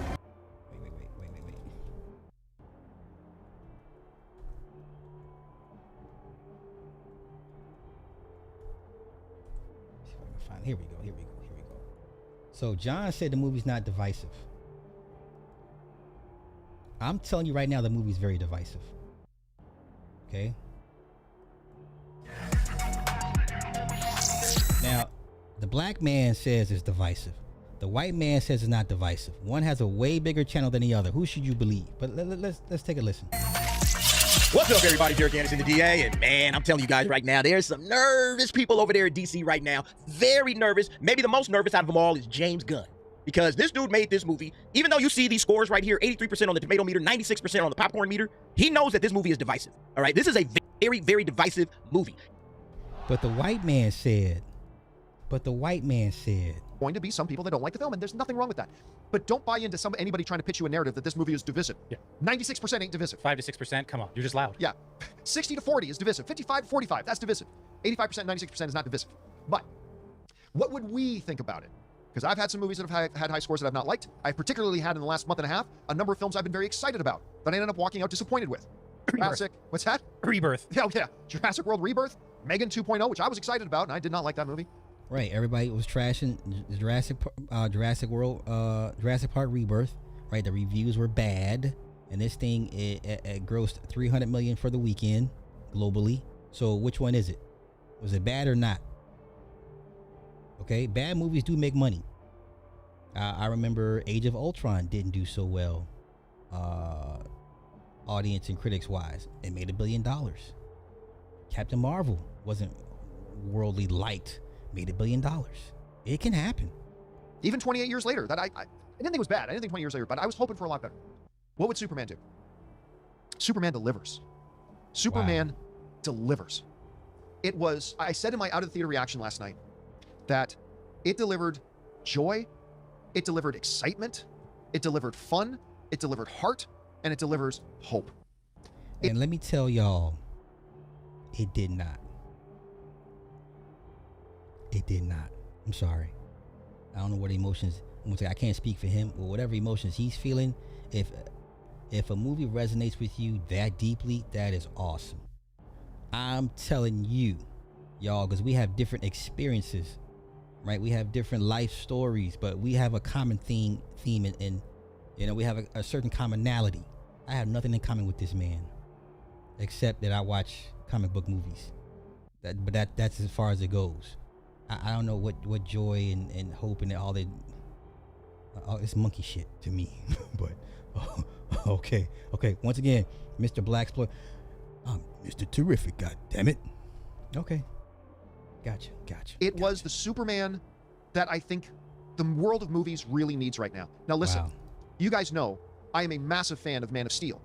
And I actually had somebody say to me, how can you like Man of Steel and like and like the Superman? It's ridiculous. It's the same reason I like steak and I like ice cream. They're two totally different things. Yeah. But I absolutely love them both, and that's great. And I love Henry Cavill's interpretation of Superman. I love what Zack Snyder did in Man of Steel. But that was one kind of flavor. James Gunn delivers a different flavor, and I think it's a flavor that was extremely timely and extremely needed right now. And Rob can attest to this. I was laughing my ass off through a lot of movies. You were. And several times literally yelled out, holy shit. Because guys, there are a couple things they do in this movie that you are going to hear some people around you go, holy shit. Yeah. Like I didn't hear that, but okay. One in particular. Two in particular. That is I know one scene is when Lex shoots the guy in the head playing Russian roulette. He shoots the Arab guy to force Clark to tell him who helped him. That's the one scene that I know for sure that he was like, oh, because I was like, oh, I didn't see that one coming. The other stuff, not so much. It's like I did not think they'd go there. Anyway, we won't go to spoilers here. We're not going to go into any spoilers. By the way, I will do an open spoiler discussion. Yeah. On Okay, Sunday. come on. That never given us a reason to. I mean, everybody looked at him funny. Wait a minute, you got the Parks and Rec guy to play Star-Lord? Like, Come on. perfect guy to cast. We knew from day one Rachel Brosnahan was the perfect Lois Lane, and she is. She so embodies the spirit of Margot Kidder. I found in that, and I just thought she was an absolutely fantastic. And I can't say enough about Nicholas Hoult as Lex Luthor. I really can't. Jesse Eisenberg. And I think Jesse Eisenberg being cast as Lex was good for different reasons, but I didn't care for Nick. Listen, all he does is he when he breaks up with Tess, the Eve chick, right? He's like, get out, and she's not moving fast enough for him. So, and then he throws a pencil at her on her way out. Okay. Now, why is that important? Why am I making light of that? Because we're seeing in the news a lot of men get charged and accused of assaulting women and causing bodily harm to women, right? We had this fresh in our minds with the Diddy, R. Kelly, Tyler Perry, who else is getting sued? Kanye now is getting sued for sexual assault. So to watch this white man, it's one thing to bark at the chick, but then he throws a pencil, like the cup of pencils at her.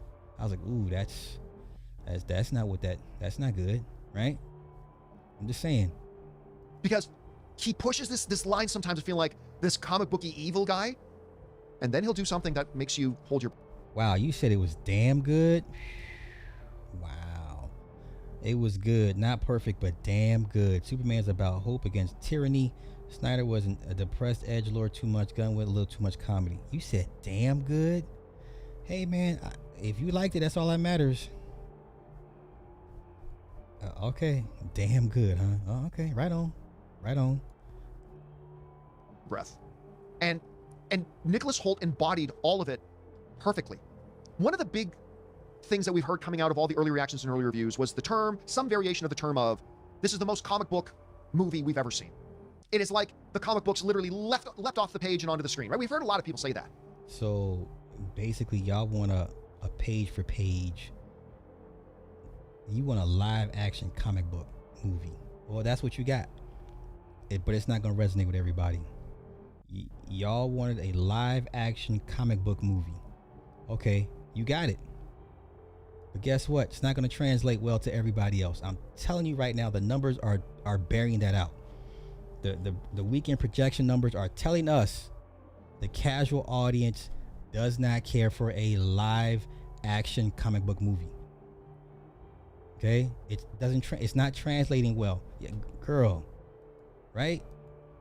But my man over here says, regardless of the scores that you're looking at right now, the online chatter is, yo, I don't know about this movie. There's some people that love the movie, praise the movie, absolutely rocking with this movie in our space, all right? Then there's others in our space that absolutely can't stand the movie. And then there's people like me that are just like, it's just kind of mid. It's just kind of a mid movie. Not the worst thing that I've ever seen in my life. Definitely not the worst thing DC has ever cranked out. But you need Superman to be a home run, not a double, right? And that's what, exactly. It was not a home run. I just thought it was a single. Mr. Witcher, thank you for the 2 on the Cash App. Appreciate it. Thank you, sir. You said 7.5 out of 10. Right above Man of Steel due to... Oh, my God. Nigga, I can't take you serious at this point. I'm sorry.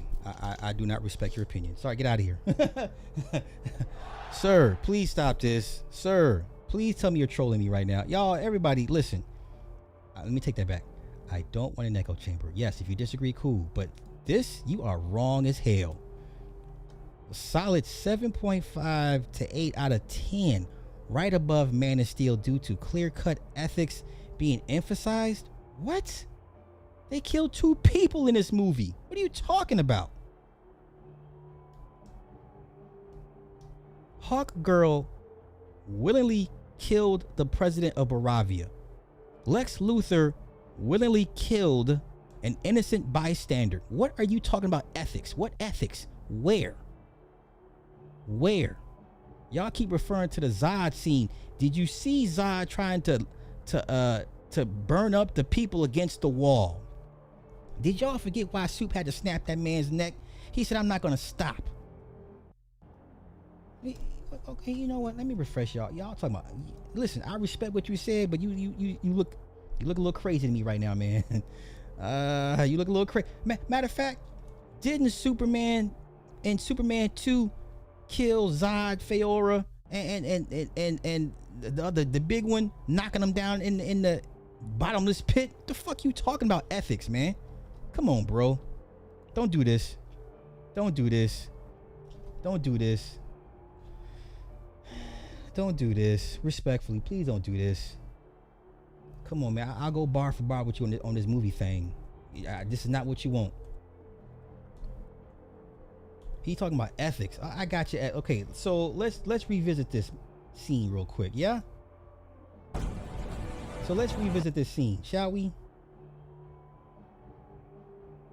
The man said he's trying to cook these people. What you talking about? Yeah, hey, listen, he kidnapped people.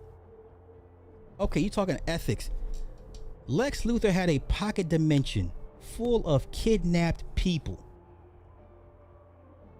He had an ex-girlfriend write a blog about him. Kidnapped her, put her in a pocket dimension. Did you see how big the pocket dimension, that jail cell? Listen, he had some creature that would drive them, fly them. There's so many different pods of people kidnapped in glass cubes. What are you talking about, man? So we're talking ethics. Okay, let's go to ethics. Come on. Don't do this! Man, come on. Bring your ass back up in here, Panther God. Come on back up in here and get this work. I get it now. I totally get exactly what they were saying. This was a living manifestation of a comic book. The spirit of comic books. In every way, shape, or form. And one of the things that this movie is... And watch this movie. Did it make enough money to justify continuing? And yeah, I think DC right now, they got to be a little bit nervous. This is on thatpartplace.com. Shout out to Marvin Montanaro. James Gunn Superman could lose to Man of Steel in opening weekend box office, according to projections. Bam. Can y'all imagine the shit talk we gonna hear from the Snyder Bros? Yeah, and I'm gonna be right there with them. Talking hella cash money shit. Listen, I'm talking Man of Steel, no inflation numbers. Okay? This is how bad this movie is. This movie's so bad, it will not beat Man of Steel pre-inflation numbers. Pre-inflation numbers, global box office is $670 million. Weekend is 120, 118. This is pre-inflation numbers. If you're talking inflation numbers, Man of Steel weekend 180, global $970 million. So how do you want it? You want it slow or you want it fast? I can give it to you either way. You want to get shot, you want to get stabbed? Which one? I'm gonna hurt you both ways. You want to get shot in the ass or stabbed in the side of your stomach? Which one? Which one you want? Because I'm gonna hit you either way. You want the post numbers, post-inflation numbers? You want the pre-inflation numbers? Okay, I got you coming and going. This shit happens. Holy shit, they gonna be insufferable. the Snyder Bros ain't never shutting up. Never shutting up. And I don't blame them, all right? I don't blame them because, look, Man of Steel took a lot of heat. Took an absolute metric ton of heat when it came out. And if this movie makes less than Man of Steel, even adjusted for inflation, all right? Because look, Marvin Montanaro, he goes into it, man. He breaks it down for us. Yeah, he's talking about this Thursday numbers shell game. So back in the day, the Thursday night previews didn't count towards the Friday numbers like they do now, all right? That's basically what he's saying. Box Office Pro had listed Man of Steel's opening at $116 million, but it's excluding the $12 million that were earned from Thursday preview screenings, which were counted separately at the time. Yeah, and he's correct. So if you go to Box Office Mojo and you look at Man of Steel and you scroll down, you see that opening $116 million, right? That's what it said, the exact thing that it said for Box Office Pro. But those are pre-inflation numbers, okay? 116. It doesn't include this $12 million on Thursday, all right? Like, these totals generally are built together. It's built in with Friday's numbers now. So, like, the Friday numbers would be $56 million. But if you were to scroll over here and you see the numbers after the third day, it's like, okay, it was $128 million on that third day, Sunday, and that's the actual opening, all right? As we would measure it today. But they didn't used to measure this number. They just counted Friday, Saturday, Sunday, and that's it. They didn't measure this $12 million into the mix. And so, yeah, Marvin basically says, hey, look, we got to take that $12 million into the mix, and that $116 million basically ends up at $128 million. You know, and then now here's what Box Office Pro is estimating: 115 to 135 million. And you know, they say, well, that's still more than 128 million, right? They say, whoa, what about adjust for inflation? Yeah, so you got to adjust this for inflation. Man of Steel equates to about $174.5 million in today's dollars. Yeah, so basically, in order for Superman to beat Man of Steel, it has to beat $174.5 million. It's not gonna happen. It's not gonna happen. It's just not gonna happen. Gonna make it. It's not going to make it, okay? It's not going to make that amount. If it does, it does. I'll be the biggest, most surprised person in the world. And then it's well on its way to $1 billion. But I don't think it's going to hit that number. Now, I think it could come in somewhere around $150 million. And that's a fair price. I think that's fair, even though it does. I don't think it does that. And 125 is my number. Okay. Now, who else? Let's see who else was glazing. Let's go Jody's Corner. Let's see what he has to say. Jody's Corner, and we're going to check out Tyrone Magnus.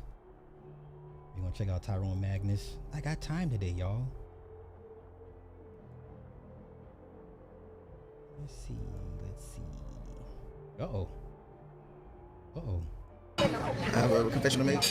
I'm going to be watching the advanced screening for Superman, and it was a last-minute decision because I didn't want to get spoiled, so I decided to, fingers crossed, and I'm excited, and I'm scared. We don't get the hell out of here. Just waiting on this bad boy to start. It's going to start any moment. No previews, but there it is. Bring it. Not even that. It's a very interesting, inspirational, preachy at times, action-packed, visually stunning, not so awesome at times. Visually stunning. The contrast is turned up too high, y'all. You know when you play with your TV, the old TVs, you had everything, brightness, color, contrast, and something else, and you turn the contrast up too, and it just brightens everything. No. Visually, no. No. But come on. Awesome at times, confusing, a lot of questions, movie. Listen, Fantastic Four is going to eat this movie's lunch. I promise you Fantastic Four will not flop. I promise you Fantastic Four will not flop. It's going to do better than what people are projecting it to do. I'm more than sure. It's going to eat Superman's lunch. Come on. This is going to be spoiler-free, guys. And, yeah, man,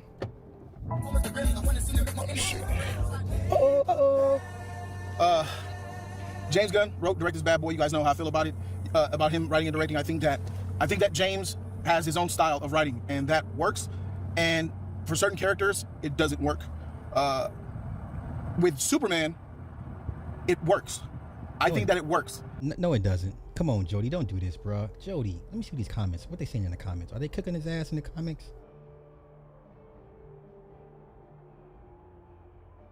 Look at Jody's face. That grade is going to drop. He wasn't feeling that shit.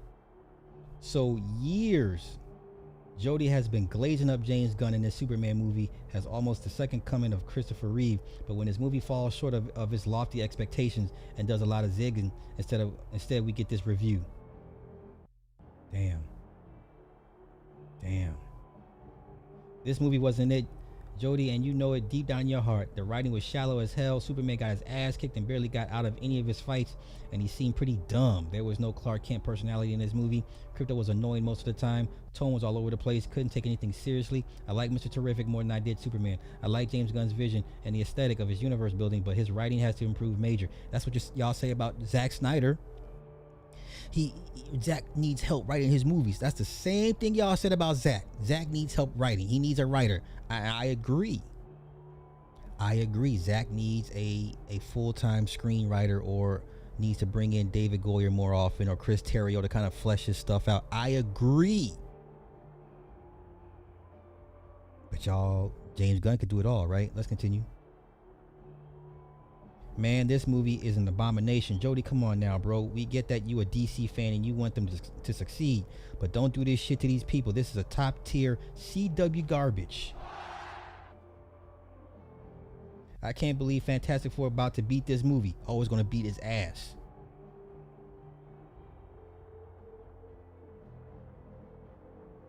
Doesn't sound legendary, doesn't sound rewatchable. Soundtrack sucks and questionable storytelling, bruh. I kind of don't want to watch it now. Wait for VOD. Hey, look, it took everything for Jody not to spaz out over this mid-movie.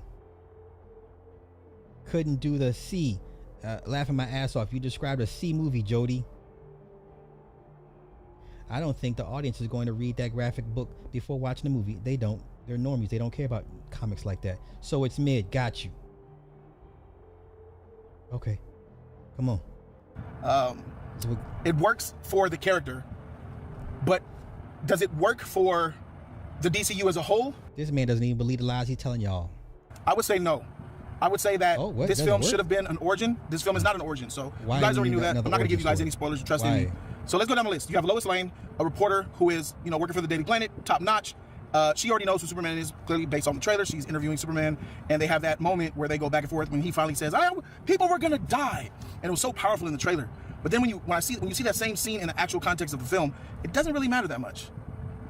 A character like Superman needs to have his humanity in the forefront. And I think that James did a really good job at that. you get the sense that Superman cares for people. His actions, what he says, how he presents himself is. Man, we already got that in Man of Steel, bro. We got that in Superman Returns. We got that in Christopher Reeves. When has Superman not been helping people? Come on camera. When? Since when? That's his thing. Hell, he even saved the damn squirrel in this movie. A squirrel's about to get squashed by the kaiju, and he saved the squirrel. Like, bro, we get it. Come on, stop. Did we all forget the first opening act of Man of Steel when he saved the motherfucking oil rig workers? Are we gonna do this again? Right? Remember the fight scene in the town?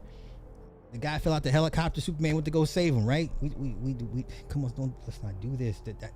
This glazing, it don't pay to glaze. It doesn't pay to glaze. It's very Superman-esque. David Cornswith, I think, did a great job as Superman, and I think that his Clark Kent needs some work. I'm a little bit disappointed in his Clark Kent because the trailer is a little bit misleading in the sense of, like, you know, his duality between being Clark and being Superman. I don't think that his Clark Kent was very much different than his Superman. And that trailer, all right, Cronkite, all right, let's go for it. Yeah. We gonna interview? Yeah. That was misleading. We didn't get much of Clark Kent in this movie, shockingly enough. Looks like we got some stuff on those hands, bro. We can't go out like that. There we go. I just feel like they could have did more with Clark Kent.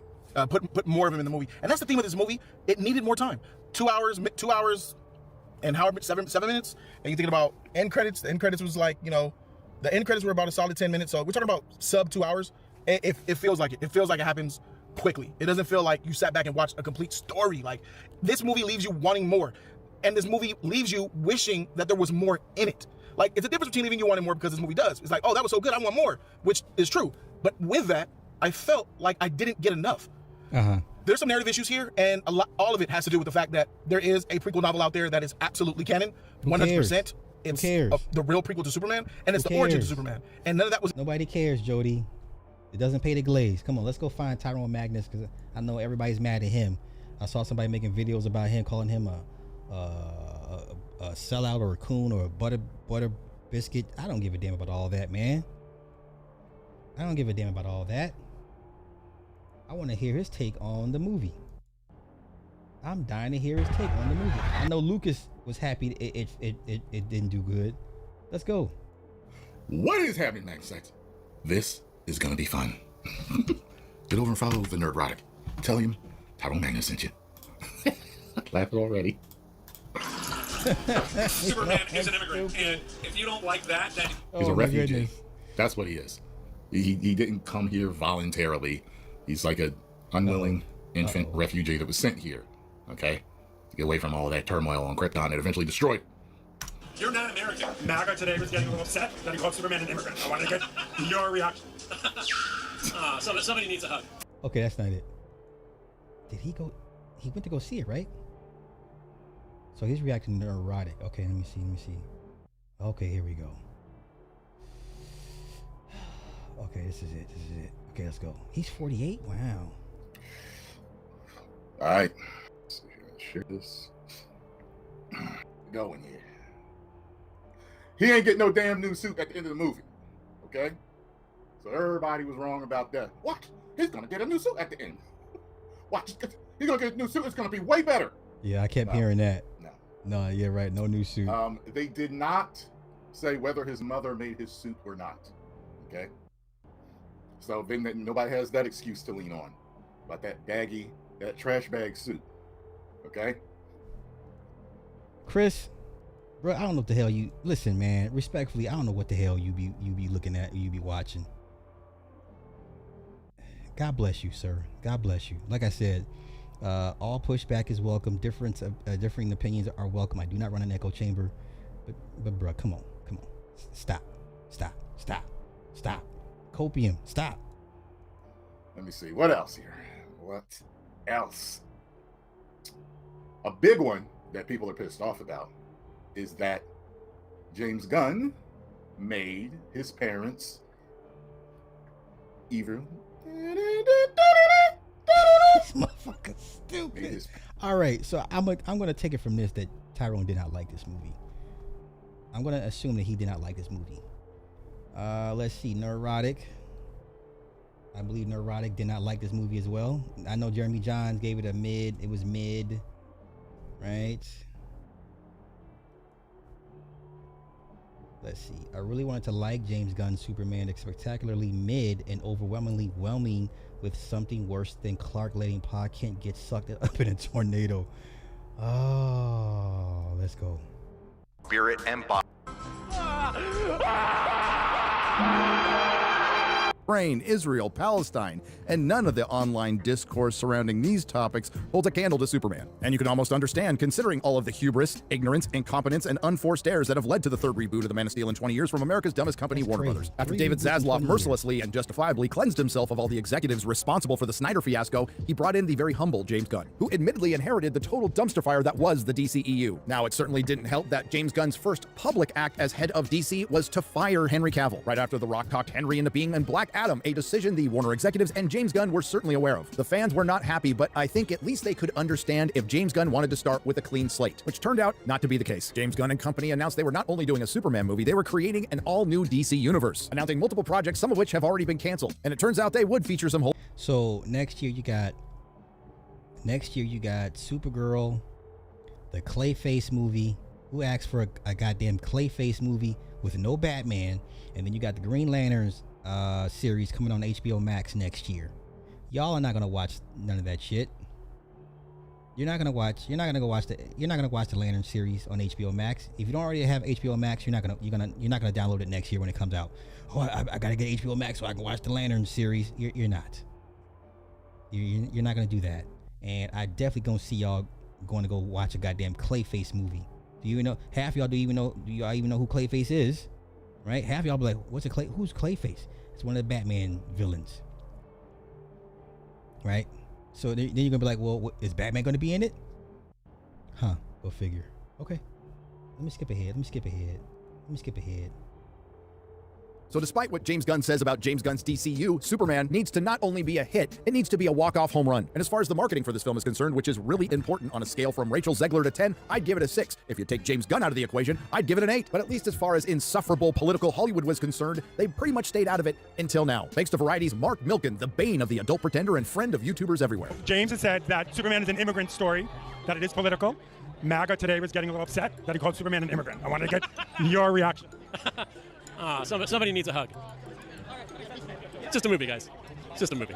It is exactly what the movie is about, I think, that That was certainly the last thing James Gunn and the Warner Brothers executives needed, but not to worry. The Warner Brothers handpicked social media influencers who were offered a free screening and free drinks are here to the rescue with a diverse set of unique and authentic... Yeah, this is Chris from 3C Films. I don't know why I'm still subbed to him, but listen, I don't trust... I just take these motherfuckers with a grain of salt, man. Like, I get it. Your station in life, you did a Hollywood red carpet, and that's your life is good. Like, your one goal in life was to walk a Hollywood red carpet, and I'm like, okay, good for you. But are you gonna give an honest take on what you just watched, right? Because you know he gave it a glowing review. Reactions. Hashtag Superman is a triumph for the new DC universe. It's a comic book movie brought to beautiful live-action life, brimming with hope and fulfillment. It actually elicited tears of joy from me. Hashtag Superman is a triumph for the new DC universe. Clayface is a failed actor, and somehow he gets a hold of a chemical that can make him transform his face or body into anything, any person, but it messes with his brain, and then somehow he ends up committing crimes and coming across Batman's radar. And it's a complex character when done right. It was done right on the Batman series, the animated series. That version of Clayface is pretty good. But once again, you got the Clayface Batman dynamic.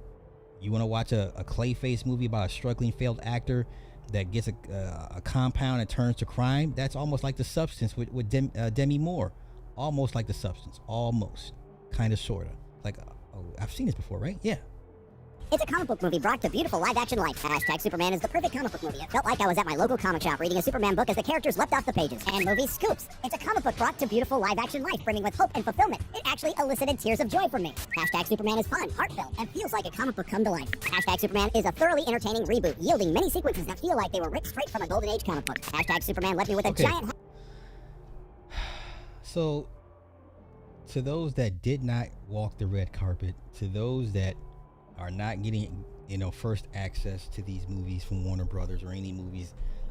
People, this is the beauty of social media. You can counter certain narratives because everybody has a phone, everybody has cameras, everybody has a laptop, everybody has a microphone, right? So we can counter these narratives that they're enticing these shill influencers. Like, people are not stupid. You know a good movie, halfway through you're like, oh, okay. A lot of times through the first act you're like, oh, this is going to be good, right? So shout out to all the brave souls that are going against the narrative and speaking and saying the real. This is a trash ass movie. I'm sorry. Now, if you liked it, great, but I'm telling you, this is not translating well to the general audience. Is it tracking numbers change at all? Let me see.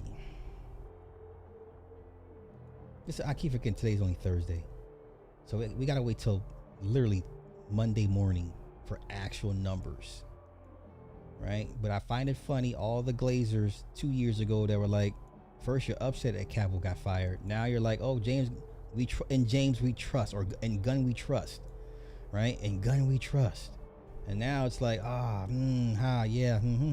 exactly. So it's still at 82%. Okay, let me see. Let's see some tracking numbers. Let's see what we can find. If anything's changed.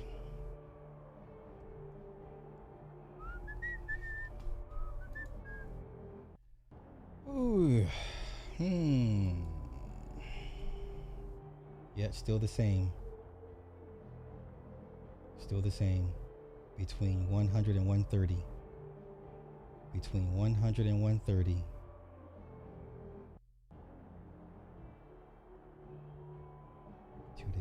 Okay, let's do Forbes.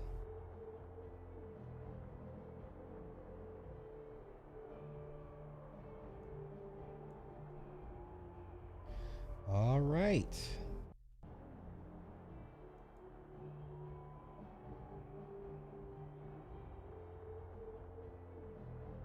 Okay, on Tuesday, Variety forecasted an opening between 120 and 130 from 4,000 North American screens. Okay. Warner Brothers being conservative with its opening weekend projection for the film and is forecasting a $100 million day 3-day bow. Okay. Hollywood Reporter, okay, long range tracking leader, National Research Group, said projecting that the film would make anywhere between 125 to 145 million in its first Friday to Sunday frame. NRG has adjusted its forecast to 130. Either way, if you're going to match it against Man of Steel inflation numbers, this is not it. It needs to hit 180. This is not it, y'all. So shout out to all the Glazers. Keep glazing. Keep glazing. Keep glazing. All right, that is my review breakdown of this very, very silly, very poorly written, just a waste of everybody's efforts and talents. This movie is not it. Listen, this movie will not age like fine wine, unlike Man of Steel. And this movie will be forgotten quickly. Now, the one saving grace in this movie could be the merchandise, crypto merchandise, shirts, hats, plush dolls, whatever the case may be. Crypto may be its only saving grace, but no, man. If it couldn't beat Man of Steel, the very universe you said we need to scrub it, and you couldn't beat what it did, then what are we talking about? So shout out to Mr. Hatch, or Mr. Archer. I forget his last name, but he sponsored this. He bought me the ticket, which I greatly appreciate, because I was not going to spend my money on this movie, and I'm so glad. I'd be pissed if I had spent my money. Matter of fact, Mr. Hatch, sir, I'm pissed for you. Okay? Save y'all money. Or at the very minimum, do a matinee. You're going to walk out like, this was a kid's movie. Okay? You're going to walk out feeling like, oh, I just watched the movie for kids. So Let's see what we got coming out the next 2 weeks. July movies, and I'm gonna get out of here. Cause y'all are running around here talking about it's gonna make 700 million. No, the fuck it's not. Where? So let's see what we got coming out after Superman. What is this? July. Okay, so this is Superman weekend, right? Okay, does anybody? Okay, this is Superman's weekend. All right. Now, next week. Okay, here we go. Next week, we got the Smurfs. Say what you want. Laugh if you want. Do not be surprised. It's the Smurfs. Okay? Do not underestimate the appeal of the Smurfs to kids. The same day we have I Know What You Did Last Summer reboot. I will be going to go see this. Okay? And then that's it until the 19th or the 25th, and we got Fantastic Four. And it's over at that point. It's lights out, if you ask me. I think Fantastic Four is going to just come in and whoop ass. It's going to come in and whoop ass. And you still got Jurassic World in theaters whooping ass too. All right? So then after that, what do we got? Because that's it for July. Okay? Yeah, good luck with that, Superman fans, James Gunn stans, and gun glazers. Good luck with that. Where is Jurassic Park looking at? Jurassic World. Yeah, good luck, gun glazers. It doesn't need to make money. It just needs to show a strong word of mouth. Is the dumbest thing I've ever heard. This thing is sitting at 359 million worldwide. It will definitely hit 400 million, 425, maybe 450 by this weekend. Right? It'll definitely be in the 400s. I'm thinking 425, 450. You know. Okay. All right. Tomorrow, back to our regularly scheduled program and regularly scheduled topics. I thank everybody for coming through. Thank you to everybody that donated tonight. As always, I'm appreciated. I'm always appreciative. Sir Grizzle, thank you for the 10. Sly, keep cooking, Superman. These corpo shills, well done. Yes, sir. I'm serving Superman shish kebabs. Right? Eric, thank you for the 2 on the chat. I appreciate it. Were the jokes over? Hell yeah. Listen, James Gunn, college frat boy humor.